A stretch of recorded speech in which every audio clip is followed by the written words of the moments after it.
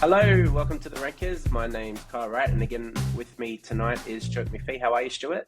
Carl, right, you son of a bitch. I'm great. Good to see you, as always. Yes, and you too. Hopefully, this podcast, just like it just did, will not self-destruct in a couple of minutes. So hopefully, we get to our mission this time, which is ranking the Mission Impossible movie series. Yes, and it's been a while coming because we teased this a year or two back in the Tom Cruise film rankings, where we deliberately left off for the Mission Impossible films because we knew we would tackle this one day once the I think at that stage maybe Dead Reckoning had come out, and we knew that there was going to be part two, or as it turns out, Final Reckoning. So now we're in a position to discuss them all, which will be great.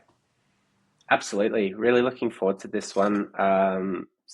When I knew the final one, or the last one in this current run of series anyway, was coming out, I decided to do a bit of a binge watch with my 13-year-old son. And we actually went to the see Final Reckoning in gold class and made a bit of a night of it. So Oh no, we'll talk about that. We'll talk about that a bit more when we get to the discussion around that film. excellent. And how did Hayden like the series? Was that his first time watching? Oh, yes, first time watching them. He absolutely loved them. He actually now runs around the house and anywhere like Tom Cruise or like Ethan Hunt, I should say, Nice. escaping some sort of perilous situation. So it's actually quite funny to watch and Very good. quite cute. Does he hum along to the music, to the theme tune as well, or? Yeah. Yeah. Actually, before we started recording, I actually did a quick recap on YouTube of the movies, just so I had them all fresh in my mind. Because Mhm. when you do a bit of a binge watch, they can all kind of blend into each other. Yep. So yeah, it was good to put that. But funny you say that, because now every time because for those of you that don't know, I'm a school teacher, so every time I hear the bell, which goes, starts off with some ding ding, it does. Straight into my mind goes the Mission Impossible theme song, which kind of relates to the ding of the bells anyway. Yeah. So yeah, so that's my life at the moment. Nice. And it's probably remiss of us to not mention Vale Lalo Schifrin, the composer of the Mission Impossible theme, who passed away just the other day. I think he was in his 90s. Okay. Great composer of film soundtracks in particular, and TV, and of course well known for the Mission Impossible theme, which is just so iconic. It is, isn't And it? yeah, and has been done to great effect in some of the movies. In others, not so much. Not so Probably much.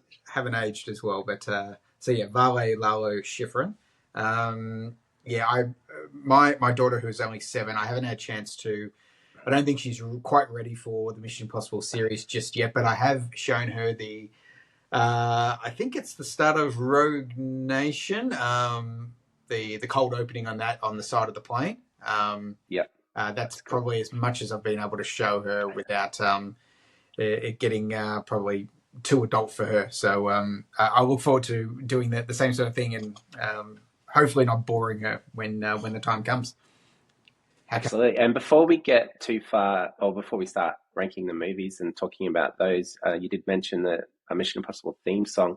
Let's go back to an episode we did earlier in the year about the Triple J Hottest 100. I seem to remember a Mission Impossible theme getting in the top 100 at some point, or am I No, completely? I think you're right, and it's probably a good jumping off point. I believe the Larry Mullen Jr. Adam Clayton version of it from the first Wait, Mission was Impossible. it the first one or MI2?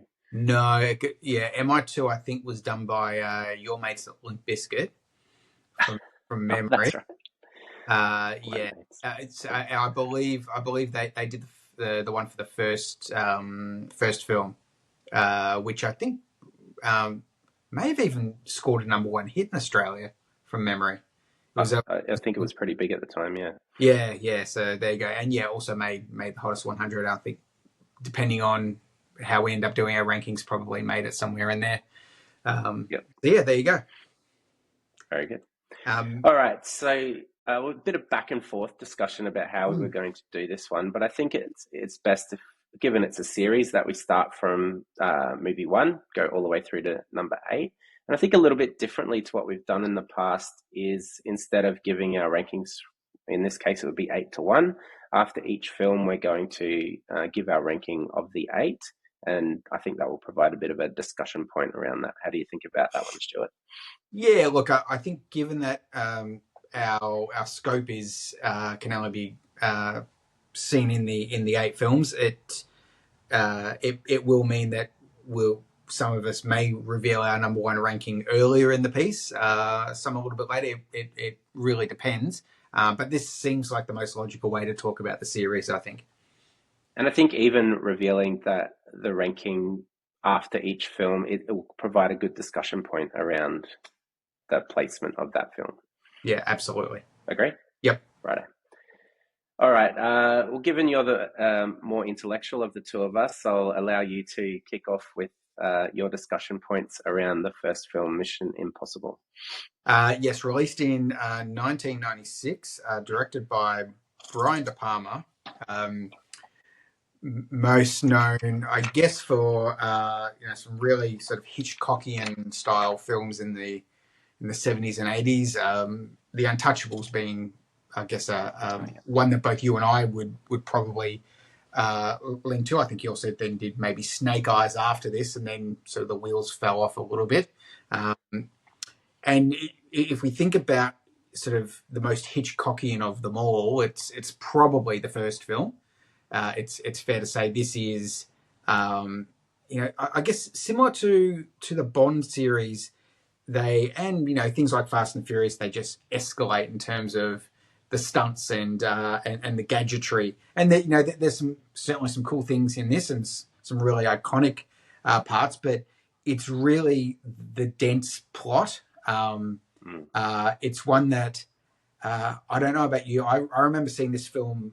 I reckon I went 2 or 3 times to the cinemas in '96, and by the third time seeing it, I still had no idea what this movie was about, apart from the cool action pieces. There's the Langley heist, obviously, dropping from the ceiling, which then got ripped off and parodied in so many TV shows and films.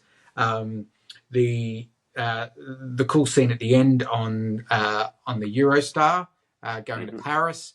The entire bonkers first act, which you could even say from the cold open all the way to the explosion in the aquarium restaurant in Prague. That entire piece is just breathtaking. But yeah, I remember coming out of the film, like I said, for a third time, going, "This is great." I still have no idea the plot of that. My 16-year-old brain couldn't understand it. That being said, and I'll lead with this, and then I'll pass it over to you. This is still my favorite Mission Impossible film by far. Oh, absolutely. In my notes here, I've got my first note is that this movie is pure 90s indulgence, particularly for its time in the 90s, as you said, released in 1996. You've got the emailing through the computer, you've got the disc itself, so you've got the 90s technology there. I loved how you brought up the scene at Langley, which is the retrieving of the knock and having absolute silence. And for me, it's one of the best scenes in cinema history. Like, I know it's a camp spy movie and it's there for entertainment, but just the way it was put together and the way that scene sets up all of the rest of Mission Impossible, where they explain what they're doing as you see them doing it, they explain what they're going to do as you see them do it, and overcoming the obstacles and things like that. I absolutely love the scene. And I know he's not a big actor or anything like that. I can't even tell you the actor's name, but the CIA analyst or whoever who was in charge of that room, just his reaction to everything that happens in that scene, including being given the diuretic or whatever it is that makes him need to go to the toilet, discovering the knife, all that sort of thing. It was just edge of your seat, and the catching of the sweat, all that sort of thing. And the rat in the in the roof and all that sort of thing. Yeah. It was just the way it was all structured and put together. I just love that scene so much. And yeah, you're right. It's my favorite. It's Tom Cruise at his what's the right word for it here? That look that he gets on his face when like he's working things out and he's wondering why he's being deceived and Mm. working out all this other sort of stuff like that. That's what Tom Cruise is probably best at, particularly in this series, and he's at the peak of it here. And yeah, just such a fun, enjoyable, classic movie. Yeah, it's absolute cinema, and I think if you think about the peak of Tom Cruise's powers, does this in the summer, or the American summer, and then Jerry Maguire a couple of months later comes out. I mean, that's a hell of a 1-2 punch for an actor in a single year. And I think Maguire was probably high on my list. I can't remember. Maybe it was second or third, when we did the Tom Cruise rankings. But yeah, just the brashness to set up this entire team and then kill them within the first 20 minutes. Spoiler alert Yep. for. I mean, if you're watching or listening to this pod and you haven't watched Mission Impossible yet, to see our 80s and 90s fan favorite and Emilio Estevez be on the screen, and then he's not after the first 20 minutes, and Probably his last role of note, to be honest. yeah. I mean, it was Particularly in movies, anyway. yeah, exactly, yeah, that and Mighty Ducks, and then it was sort of all done and dusted. And I had no relationship to John Voight until this film. I mean, Heat, which is my favorite film of all time, I think came out 6 months earlier, but I didn't sort of clock him because he looks a little bit different. But yeah, just the the great cast of the essentially the great supporting actors. So Ving Rhames, who was coming off Pulp Fiction 2 years earlier, and then as we find out sticks around for the rest of the franchise. Jean Reno as the Hired help. hired help, yeah, who ends up double crossing them, and Or Henry attempting to Vanessa Redgrave as Max the arms dealer, who has the most chemistry with Tom Cruise in any of these films. Yeah, it's just a great watch, and yeah, this and probably one other two that I would always sort of go back to in terms of which Mission Impossible do I want to watch again. It's probably this or one or two others. Yeah, and even though it's pure 90s indulgent and it's got that 90s technology, that watching it again this year didn't feel like it was out of place, if that makes sense. Yeah. It still felt like a relevant, like if you were to reboot it, I don't know why you would, but it would still feel like a movie of its time, if that makes any sense. Yeah, no, absolutely. So it's number one for both of us. Is this what we're saying? Correct. Yeah, yes. Yeah. I have a feeling our first two are going to be ranked exactly the same, and it's the remainder that could be up for debate. Yeah, I think you could be right. So with that, we move on to Mission Impossible 2, which came out in 2000 and was directed by John Woo, the great action director, mainly known for martial arts style films, and but also things like Face Off and Broken Arrow. I think he did Broken Arrow, yeah. Both those. Probably Face Off is his most well known one. Yeah, at least to Western audiences.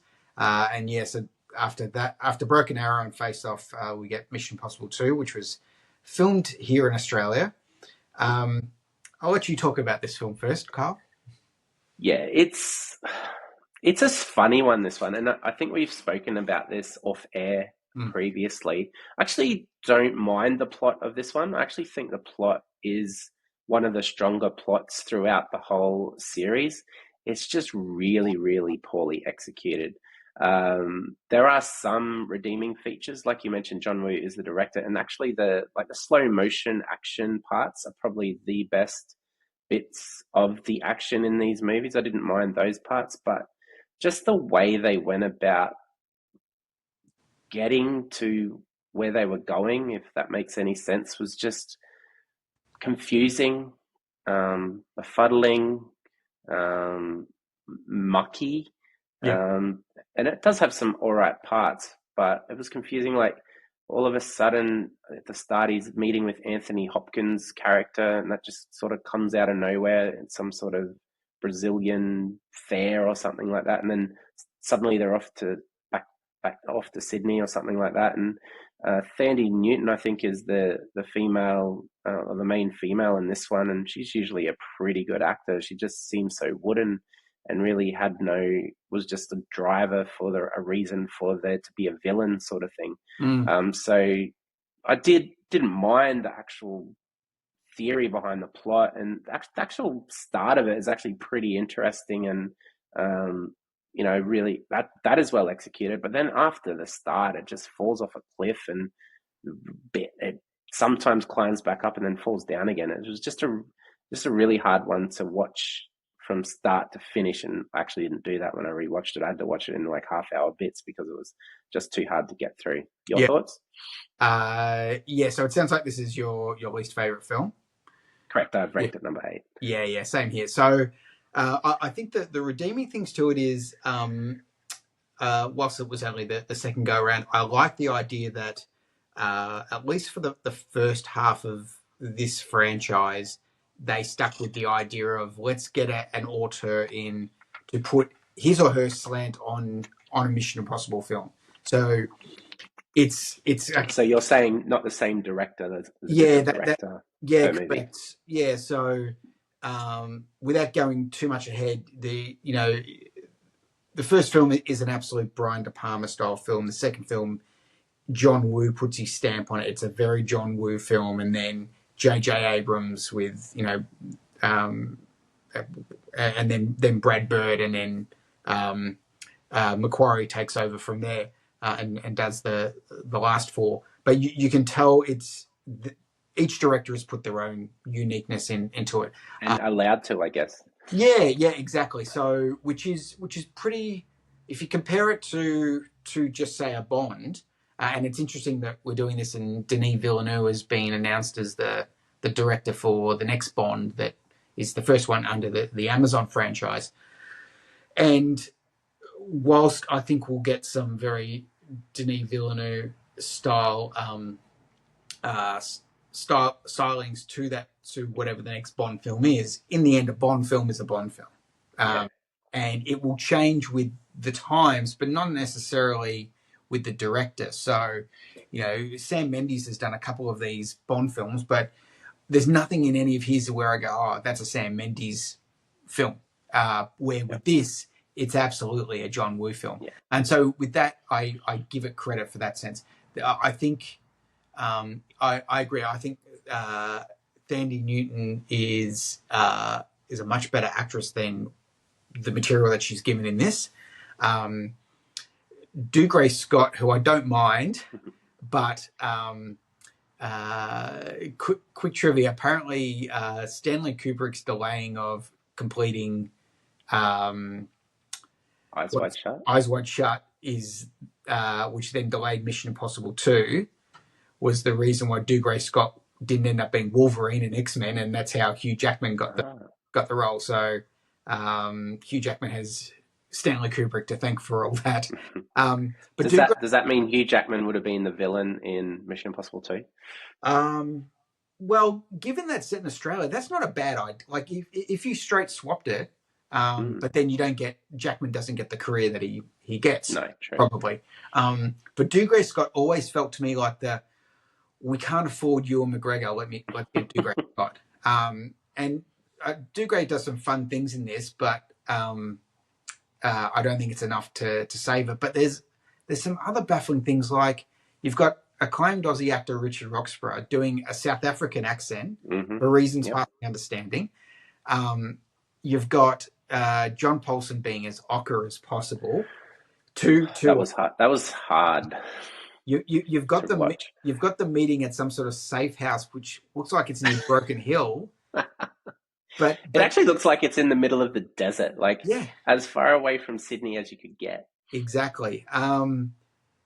but that all aside, I agree that the opening is really great on the plane, and obviously the crews doing the free climbing, Yeah. and we spoke about. I mentioned Richard Roxburgh, that whole double cross with the mask inside the bunker was also great. But there was just some bits like the whole racetrack scene. It just Hmm. felt like it was D grade. I've got a theory on that one. They just Yeah, had that so they could show the Australian money, quite possibly. to show it was different from American money. I don't know. Yeah, That's just a thought I had. yeah, and look, Sydney had a bit of a run in around that time because Star Wars was being filmed here and The Matrix and that, but Would have been around the Olympics, right? yeah, 2000. yeah, it Yeah. just feels like it's all yeah, D grade sort of stuff. But yeah, and which is a shame because I think in the guts of it, it's there's some good ideas, but Mm. Not it's a executed well. slog. It's a slog, yeah. Ironically, one of the better performances I think is by the scientist who gets killed right at the start, and like Yes, that.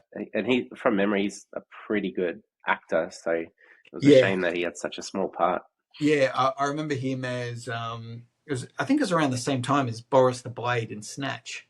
Yeah, Rade, yeah. Good luck. I'll mispronounce the surname, but yeah, yeah, he's quite good. And yeah, Brendan Gleeson's in it in a nothing role, and Yeah, yeah, yeah, just yeah, disappointing all round. yeah. It was. All Uh, right. So yeah, we've we've gone from the top to the bottom in the space of two movies. Where yeah, do we land on Mission Impossible 3? I'll let you take it off with the year of release, etc. yeah. So it came out in 2006, and I guess not surprising it took that long, and that's for a few reasons. I think it's shortly after this the wheels are a bit wobbly on Cruise's career. Hmm. And whilst Mission Impossible 2 was a big success in terms of box office, it certainly wasn't well loved and not helped by probably the Limp Bizkit theme song. And I mean, but I remember having a really decent Metallica song on it and on the soundtrack. And I think Powderfinger even were on it, maybe just on the Aussie version. Um, but yes, Mission Impossible 3, let's not speak about number 2 again. Uh, Directed by J.J. Abrams. And I believe he was picked up because Cruise really liked Alias, which J.J. created. Um, and I think this was probably his feature film directorial debut. Now, I've heard people say that this just feels like a feature length episode of Alias in that it feels like a TV style movie. I Interesting. don't I don't necessarily agree with that. Nor do I. I think there's some great things in this. First of all, I think it's the greatest villain of the series. I've got that exact note in here. In fact, the note I have, is it the best villain, or is Philip Seymour Hoffman just such a great actor that maybe it's not the best villain? He just did an amazing job as that villain.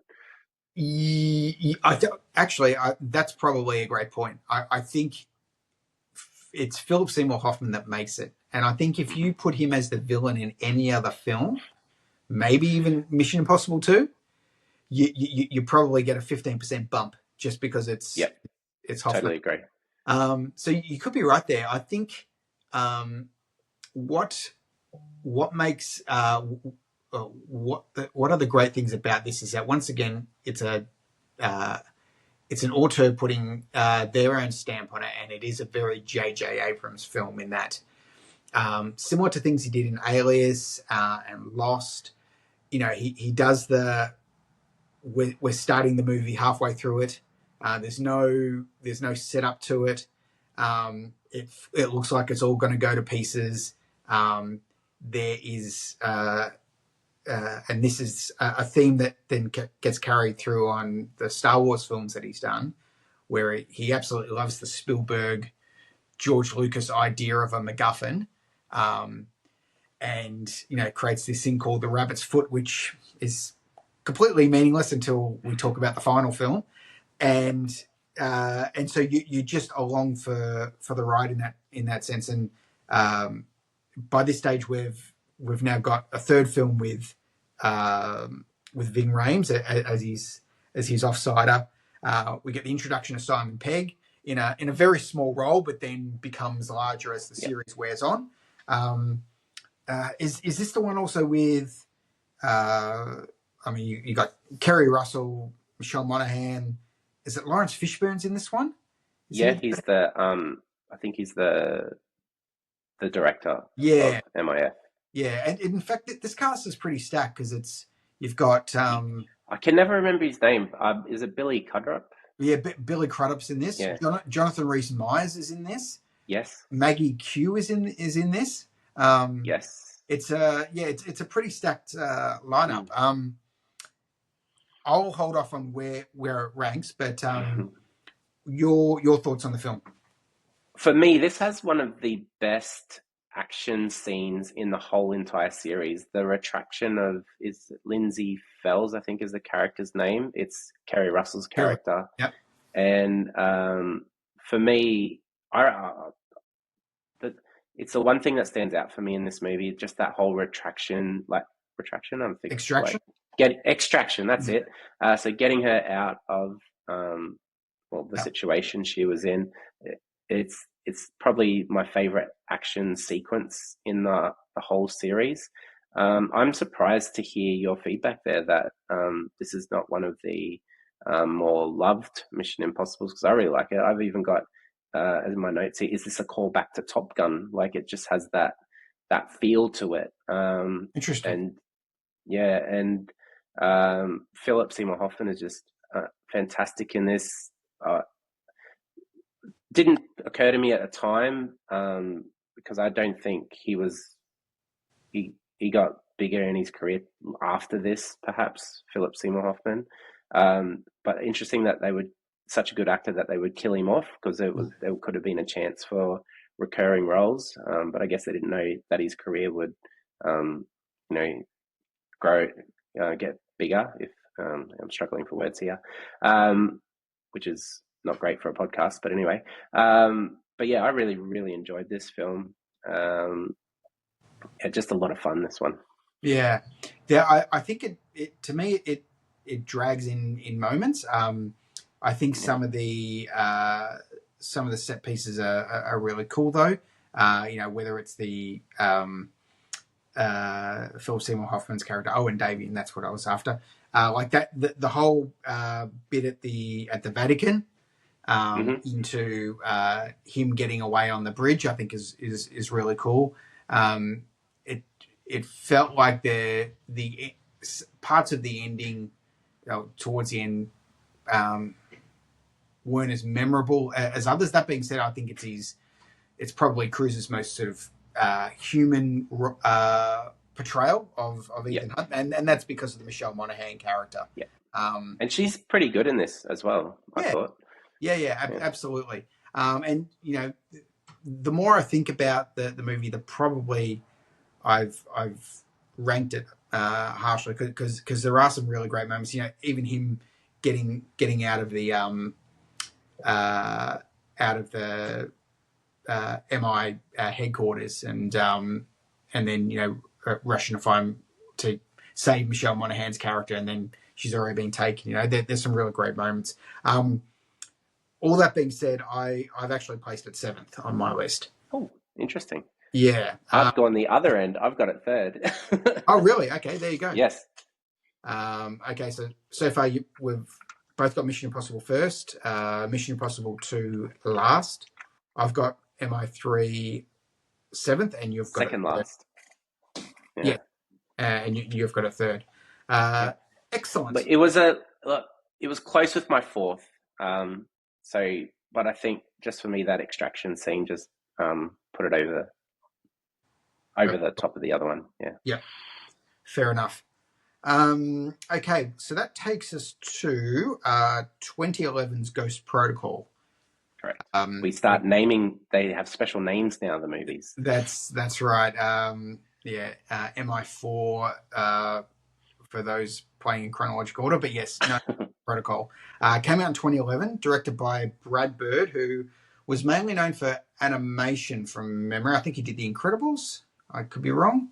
Well, if you did, because Incredibles is a fantastic movie. Yeah, I think he did. Maybe I think it's Iron Giant. Was the other main one. Um, Ghost Protocol. I remember at the time because the third one, I think I think we can both agree was better than the second, but wasn't as a bigger box office draw. And I think also we are starting to get to middling cruise period in terms of some of the other films that were coming out. This almost felt like it snuck up on me when it came out. So this has the famous Burj Khalifa scene. It has the bombing of the Kremlin Correct. scene. That is such a cool scene where they've got the screen up. Yes. Uh, Yeah. they're trying to evade the guard. That's so cool. Yeah, so we've got now Simon Pegg, his character Benji, now out in the field. He's becoming a credit Yes. agent, Become a field agent. Yes. field agent. Where we've got a completely new cast helping them out, including Paula Patton, who I'm happy to see in any film whatsoever. I love Paula Patton. We've also got a brief couple of scenes with Josh Holloway, who was in Lost, which I don't know if, because JJ was a producer on the next couple, I don't know if that was the link. Leia Sadu is in this film as well. And we've also got, I think it's Tom Wilkinson plays the MI5 director. And of course, Jeremy Renner. Yes.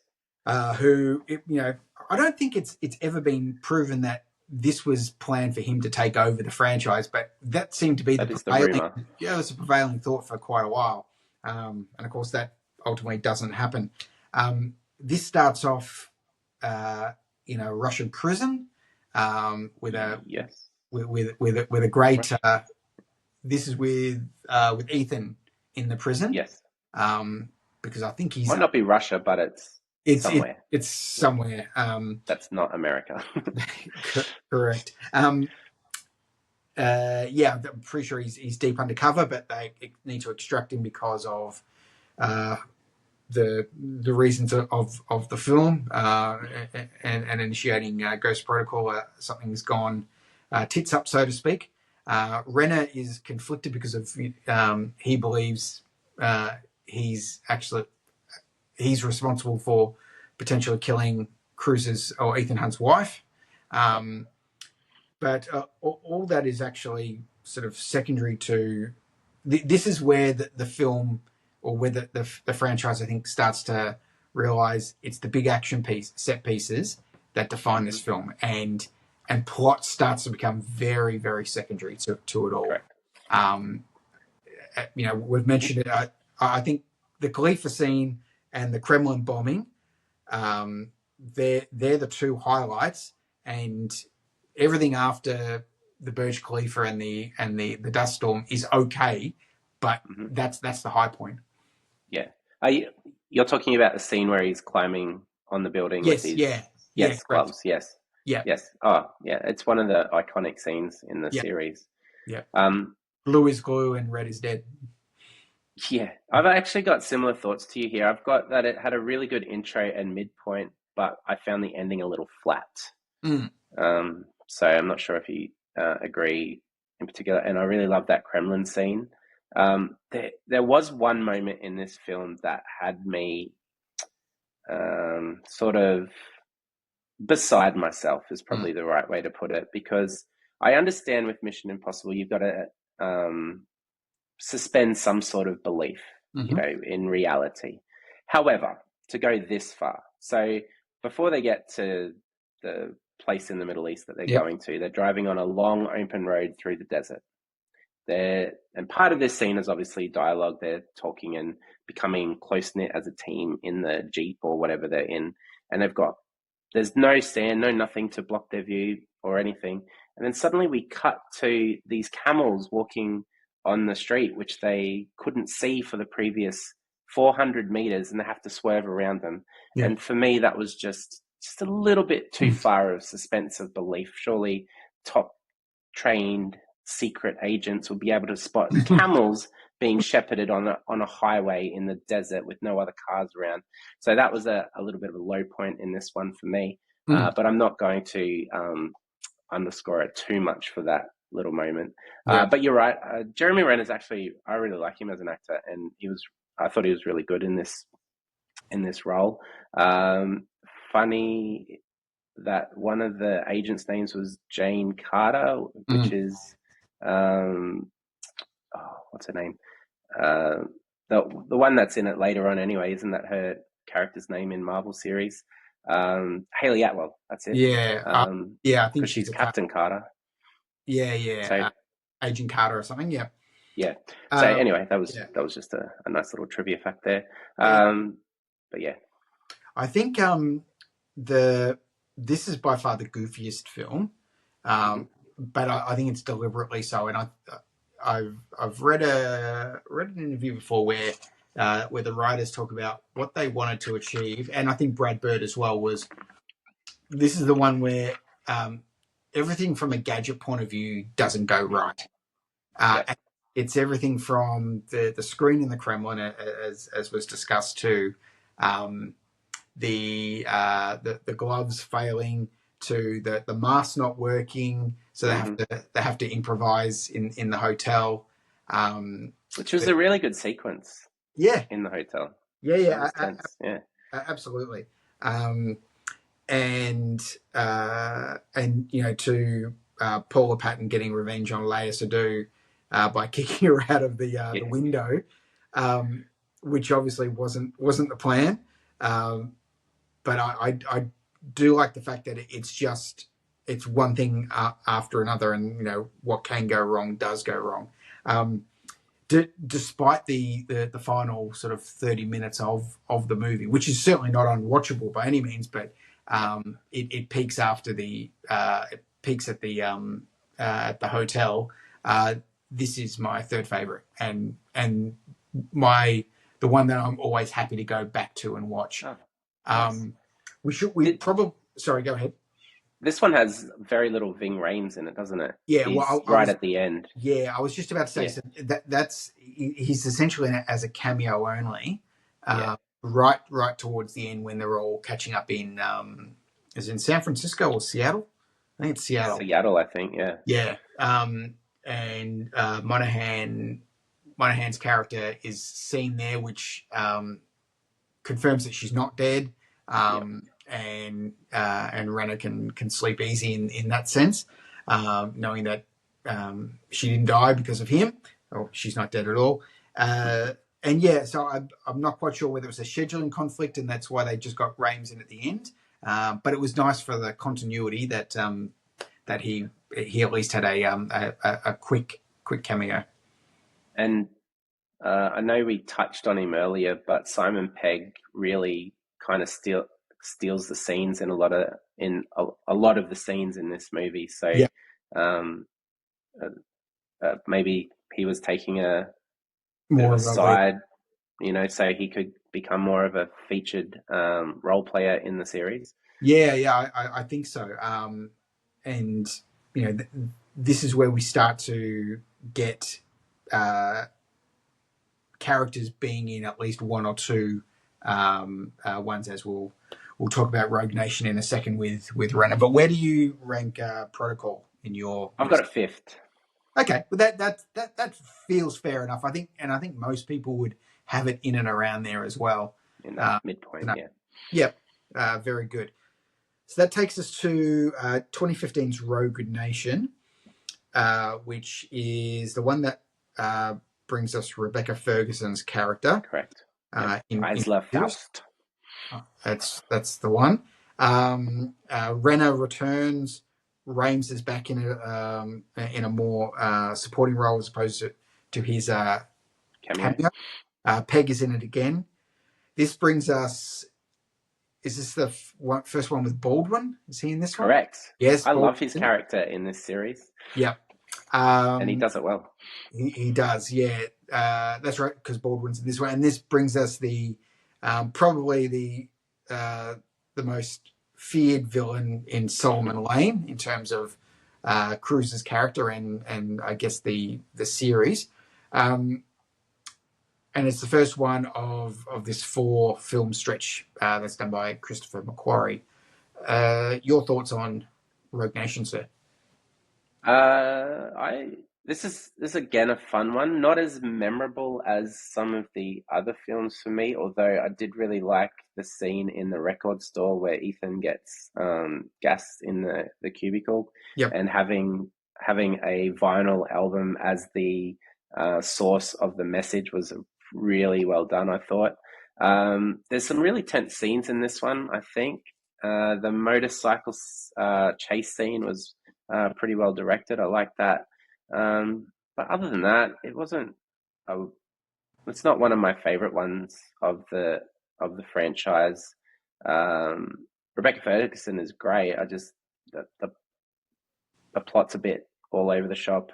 As you said, they're not relying on plot as much anymore. Anyway, there were some cool parts, but for me, not as strong as the previous films.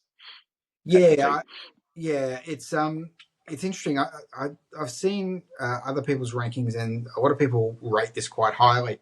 I'll say off the top, this is where I've got Rogue Nation in number 5, and I think there are some great moments. The cold opening, as I mentioned at the start, on hanging off the plane. Oh, the hanger on, yeah, that was Yep. pretty cool. I think the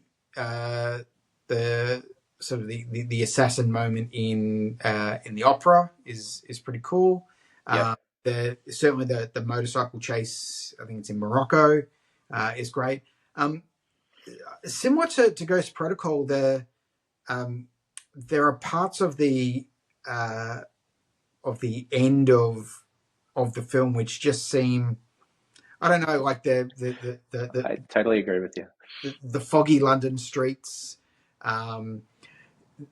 This is the one that ends with Solomon Lane in the glass box, though, and that's pretty cool. But yeah. There's not a lot. There's not many memorable moments from it for me. No, and if we're going to suspend disbelief, getting as far as there's more camels. No, getting as far as he does when to the Prime Minister. Mm-hmm. Starts to stretch what is actually able to be done with so much top heavy security. Yep. That all that being said, it's there are some fun moments. Renner, it's a shame that Renner wasn't in it more, and I would have liked the idea of and you start to get it in the last couple in particular, that the same crew. Yep. And it would have been good. It would have been good for Renner to be in it a little bit more. That being said, it's a strong opening from Christopher McQuarrie in his directing of this series. Yeah, it's not terrible by any means, but I've ranked it 6th. Yep. Okay. So pretty close to my good self. Okay, so then that takes us to 2018's Fallout. Which is the second McQuarrie. It's when we talk about returning characters, Solomon Lane is the second villain in it, I guess. We've got Henry Cavill. We've got a mysterious female arms dealer called the White Widow, who played by Vanessa Kirby, who is, as we find out, the daughter of Max from the first film. Is there anyone else big in this that I'm missing? I mentioned Baldwin. And Henry Cavill? Mentioned Cavill. Okay, sorry. And is it Angela Bassett? This is her first? Yes, this is her first foray. First foray into it. Fallout was one of the best times I've ever had at a cinema. Yeah. I agree. I was the same. Yeah. There are so many great set pieces in this film. I remember that first 25 minutes cold open, which feels like it goes on forever, but it's the fake hospital room with Wolf Blitzer. Yes. That's one of the best scenes in the whole series. Yeah, all that's great. And look, Mask and Deception is what is this Is Mission Impossible? is Mission Impossible? It's their bag, baby, Yeah. and that is just a perfect example of the whole face mask thing. It's interesting you say that because in the first few films, that's like a part of it, whereas yes, in this movie, they just go all in with face masks and reveals and all that sort of stuff. absolutely. The Halo jump into Paris is great. The bathroom scene, Cavill doing the sort of the arm gun loading as he flexes Yeah, the muscles. There's some great hand to hand combat, and I don't know the timing offhand, but I'd imagine this is shortly after the John Wick phenomenon. So possibly. Yeah. there's that sort of close combat martial arts happening, and that entire um, Paris run with the with Solomon Lane and being escorted, the motorbike chase, everything about it is just great. Yeah, no, really, really fun film. And then, we haven't even talked about in Kazakhstan or wherever it is, or is it in Kashmir region, in the last 25, 30 minutes of the film, where we get this great helicopter chase and diffusing nuclear bombs. It's great from start to finish. It is. It is. What have I got here? For me, I think this of all the movies is probably the most spy-like of the movies. So for me, it had a lot of spy elements to it. I think, is this the one where they're waiting in the truck underneath the tunnel and they get Yep. rammed into the water and stuff? Yep. And I love how you mentioned that it was a lot of fun to watch in the cinema. And I had the exact same experience watching this one. Unlike for me, Rogue Nation Fallout had a lot of memorable moments from it, Yep. that being one of them. There was a lot of good twists in this one too that I really liked, and the closing action scene in this one was really good too, with, as you mentioned, the helicopter and the defusing the bomb sequence. Yeah, where we get the return of Michelle Monaghan's character, Yeah, and I think, I mean, probably not since the first film do we get a character who ends up being the ultimately becomes the villain, who doesn't start off like that in Henry Cavill's character as John Lark or whatever his actual name is. I'm not quite sure. Fallout to me was it's I think it's the high point in terms of a breathtaking ride from start to finish. And I don't think it has been beaten in terms of not only Mission Impossible films but any sort of action film since. It feels like it's the high watermark, and okay, it's for that reason I'm putting it as number 2 on my list. okay. Well, we're going to have to disagree there Okay. because I have similar thoughts on the next movie. Okay. I've ranked Fallout 4, but Mhm. on any other day, it could swap with Mission Impossible 3 for me. So Okay. those were so borderline. And again, it's really just the extraction scene that's got Mission Impossible 3 above Fallout, because that's one of my favorite scenes from the whole entire series. There you go. So 2 for me, 4 for you, which then takes us to 2023's Dead Reckoning, which was originally called Dead Reckoning Part 1, and I think they got gun shy on that and changed it to Dead Reckoning. So this is the third Macquarie film. Haley Atwell is in this. This feels like an absolute cast of characters. We don't have Solomon Lane again. We do have Rebecca Ferguson again. We do have S.I. Morales, who most people know as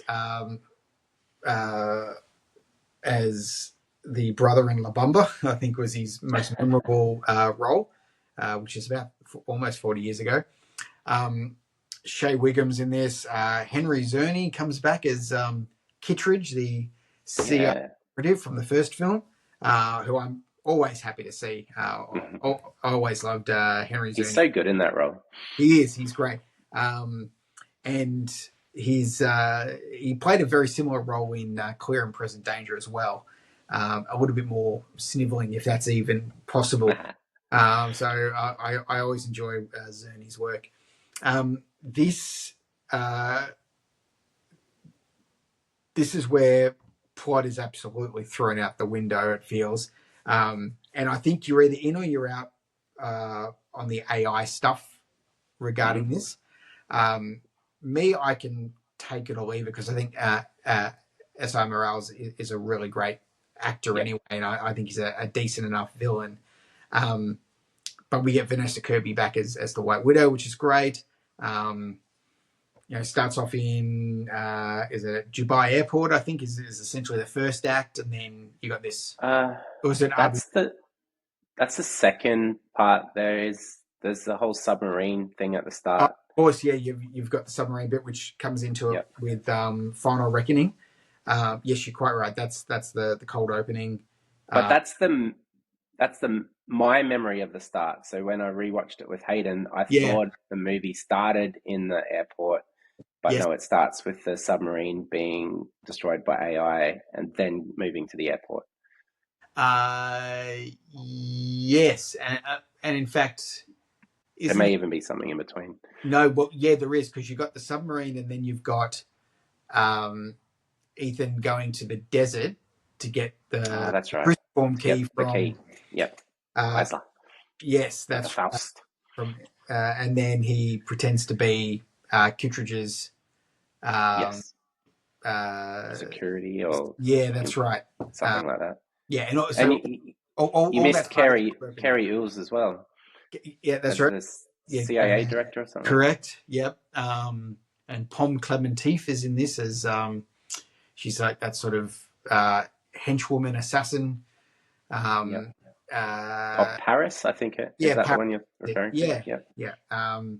So there's a lot of things going on in this. Yeah. But yes, there's certainly the airport scene. Rome, which is great in the little Fiat.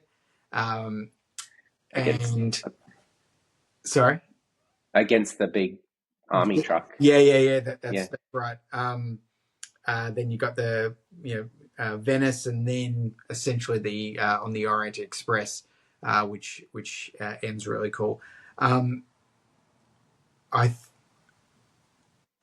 The more I watch it, the more I like Dead Reckoning.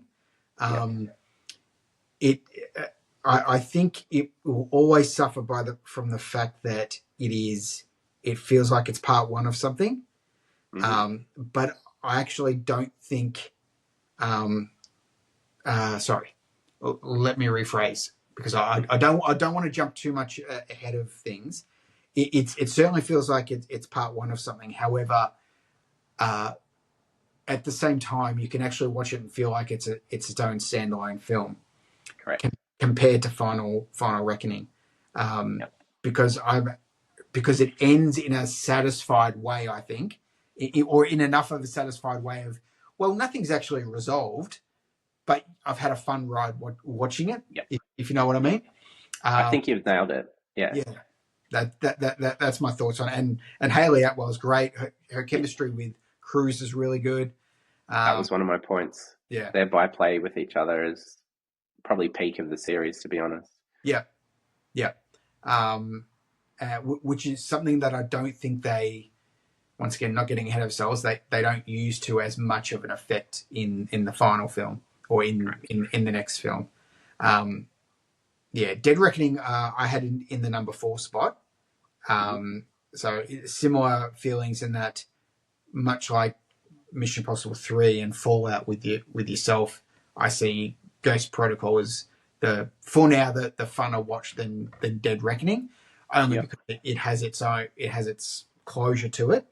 But I can see if we did this again in a couple of years' time, I might have Dead Reckoning ahead of Ghost Protocol. Yep. For me, Dead Reckoning, which I've ranked second, Mm-hmm. it's such a fun movie for me. And my notes here, I've got it just doesn't stop the whole way through. So Yeah. from the submarine opening into the airport, which I absolutely love as a sequence, trying to find Cruz and or trying to find Ethan, I should say, and they're going back and forth through the airport. It was Yep. just so fun to watch. And then to double all that, Benji's then got to disarm a bomb that's in the carriage handling area, and Yep. it's just so much fun and such a memorable scene. Mm. That and the Langley scene in the first one are probably up there with the extraction scene from number three for me as the three best scenes in the whole series, Yep. or sequences, I should say. And it just doesn't stop. And you're right, the chemistry between Haley Atwell and Tom Cruise throughout this whole movie is probably what keeps that fun ride going. Um, Similar to when we did the Tom Cruise rankings, and I mentioned, I can't remember the name of the movie off the top of my head, but the one he did with Cameron Diaz and the chemistry they had Oh yeah. um, Night and Day. in that Night and Day. That's it. Mm. That movie as well. And it just for me, it's an easy second for me, Mm. and yeah, just such a fun movie. Yep. Where do you stand on Rebecca Ferguson's character being killed? I didn't mind it. I thought that character's arc had run its course, Mm. and it was Haley Atwell's character's turn Yep. To shine. to lead the reins, which was a little bit disappointing considering what happened in the last movie. Yeah. Yeah. I really like the whole Orient Express uh, Yes. scenes. I think she really held her own. Well, sorry, I think more kudos has to be given to Vanessa Kirby, who is pretending to be Haley Atwell, pretending to be Mm-hmm. Vanessa Kirby, which is Yeah. Yeah. which as we now start to talk about the final film, it's a shame that Vanessa Kirby wasn't in that either. But Yeah. there's a lot going on in the final film. Just before we do get to the Yeah. final one, I really like the way Haley Atwell plays with I want to do the right thing, but I can't help myself in not doing the right thing. Yep. And the way that sort of hinders Ethan in his mission. Yes. If that's the right, well, I guess it's the right terminology. It's Mission Impossible. Yeah. And I think she does such a great job in that Dead Reckoning. Yeah. Yeah. It's particularly for a character which it's only sort of mentioned in passing how she's even involved in it. Yep. And sort of given instructions and to do what she needs to do. But I think when she realizes that there is nothing for her to cling on to, so I'm now giving you this opportunity, and for her to make that decision on wanting to buy into having a different life, but yeah, still holding on to her street smarts and That's right. her close pickpocketing skills. All right, give us the particulars of Final Reckoning before we do the discussion. So Final Reckoning came out this year. Is the fourth film directed by Christopher McQuarrie. It is essentially Dead Reckoning Part 2.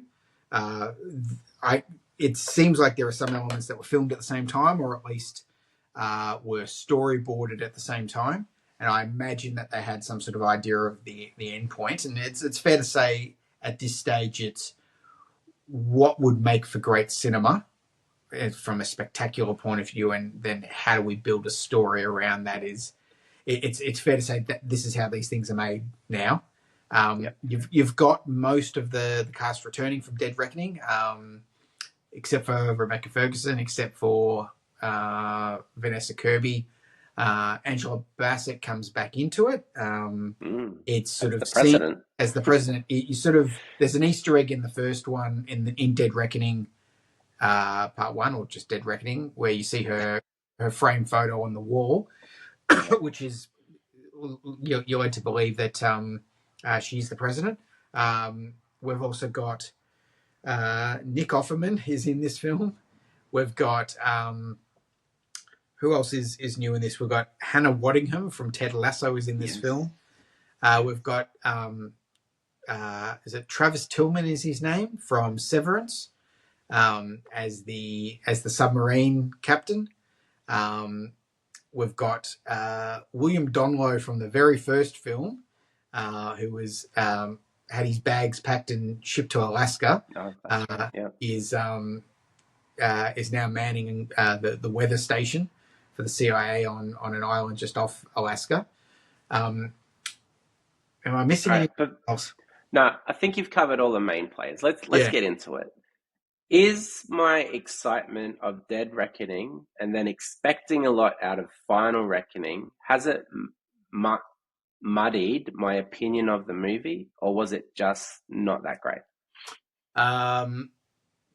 No, I think this is where Final Reckoning goes wrong. The first hour is the first hour is incomprehensible nonsense. Oh, thank you. I wasn't the only one. No, everything up until he decides to go it alone and jump into the water, and find the submarine himself.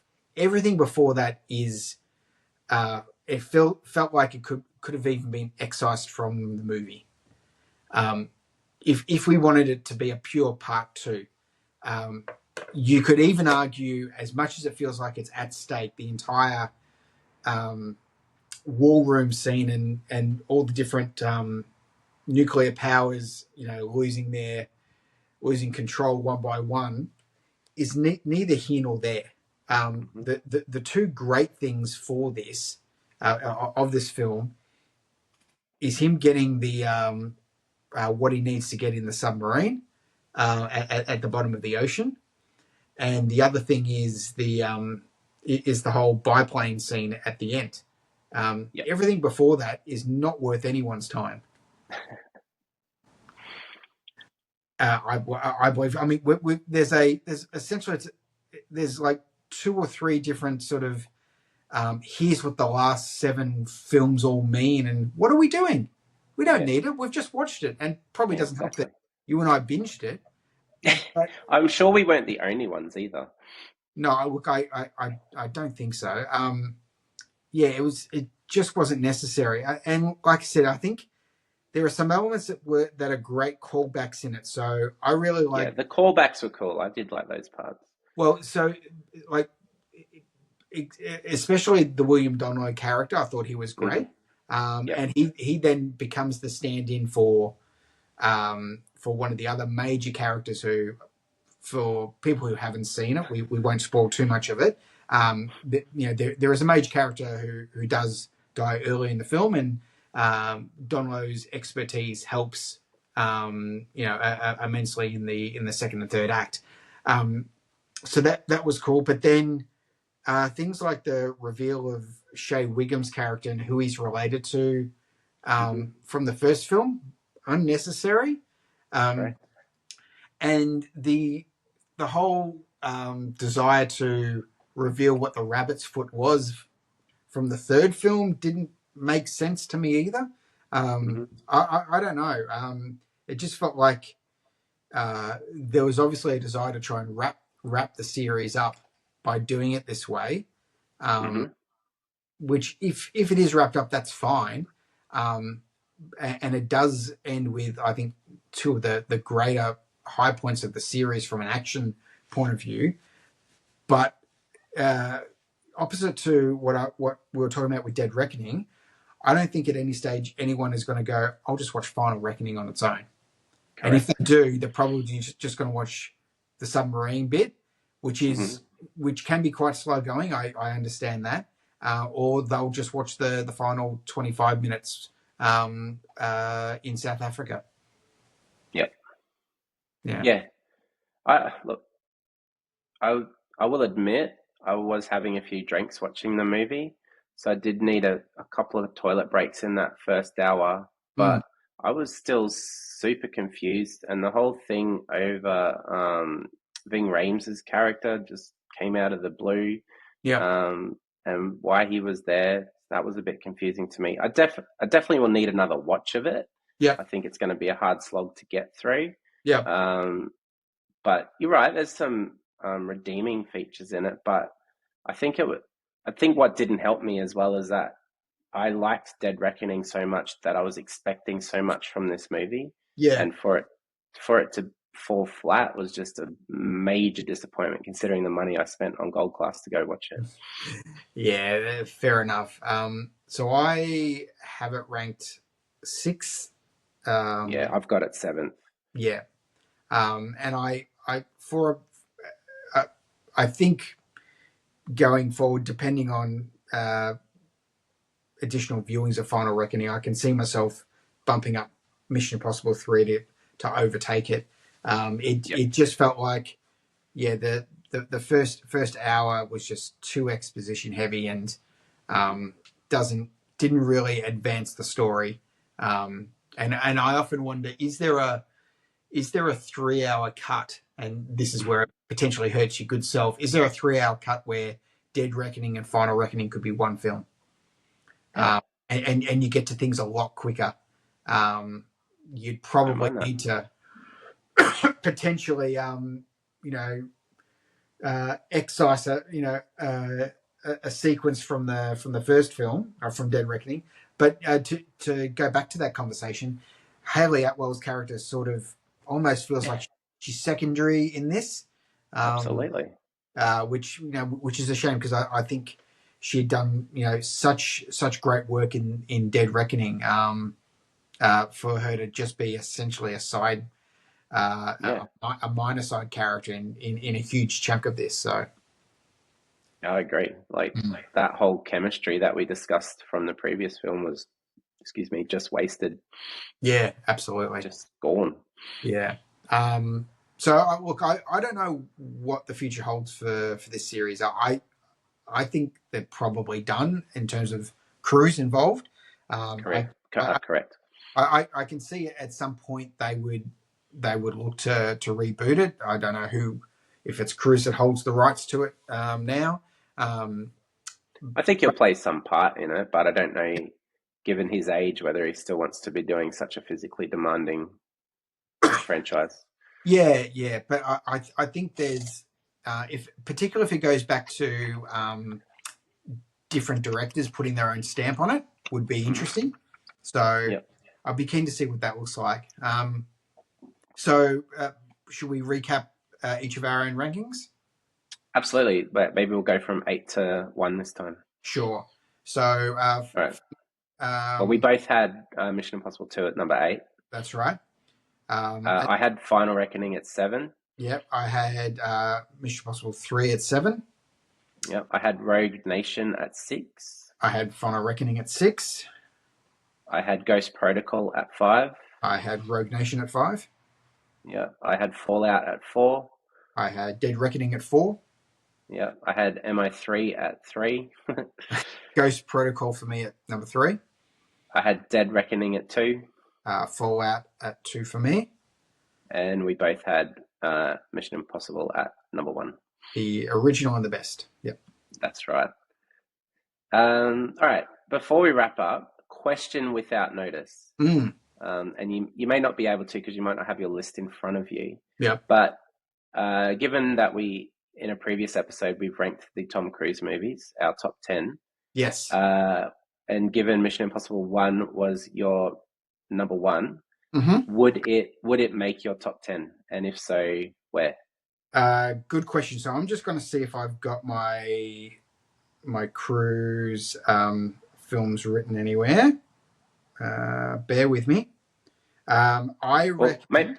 Maybe while I'm waiting for you, I can talk about me. Sure. If that makes sense. Yeah. All right. So I'll go through my list again. I had Minority Report at 1, Edge of Tomorrow 2, Jerry Maguire 3, A Few Good Men 4, Rain Man 5, Risky Business 6, Born on the 4th of July 7th, The Firm 8, Vanilla Sky 9, and Top Gun Maverick 10. So looking at that list now, I would probably put Mission Impossible at number... Oh, this is tough. maybe number 6, just after Rain Man. Yeah, right. I reckon my top three were Top Gun, Maguire, and A Few Good Men from memory. I'd Yeah, probably have it at 4. Would be 4. Yeah, Mission Impossible. I did note that when we did the sequels, prequels, we both had Top Gun Maverick in our top 10 prequel sequels. I also had Fallout in mine. yep, okay, So I reckon if I was to put Fallout in there, I reckon it would be around 7 or 8. The problem is, and this probably is the nice end cap to it, is that um, the first couple of Mission Impossible films felt like you were getting Tom Cruise the actor. yep, Uh, Mission Impossible 2 aside, after that we get basically Tom Cruise the action star. So if we're talking about yep, performances, I don't know if Fallout makes the list in terms of my top 10, but Mission okay. Impossible, the first one absolutely makes it Oh, up. absolutely. That is that great run of the early to mid 90s, capped off with that and Jerry Maguire. So Yeah. I uh, like that. I like that point you've made because I do think in number 1 was his best performance as an mm, actor. yeah, yeah, Yeah. yeah. He's certainly, as you mentioned, he nails the confused, tired look, Yeah. trying to work out what the hell has happened. Um, I can't believe this is happening to me. yeah, exactly. Do you read me? The list is in the open. Um, so yeah, I think yeah, the first one is probably the only one that makes my list in the end. Okay. Yeah. Awesome. All right. Well, I'm mindful of time here. We've done pretty well. About a minute 12 here. If you've stuck with us for this long, thank you very much. Please like and subscribe and all those sorts of things. Is there anything you want to finish off with, Stuart? No, all good. This was fun. I think there's no doubt a similar exercise for some other series or franchise in the future. Correct. Um, yeah. So thanks for sticking with us, and remember, you've got to keep them separated. All right. Thanks, everyone.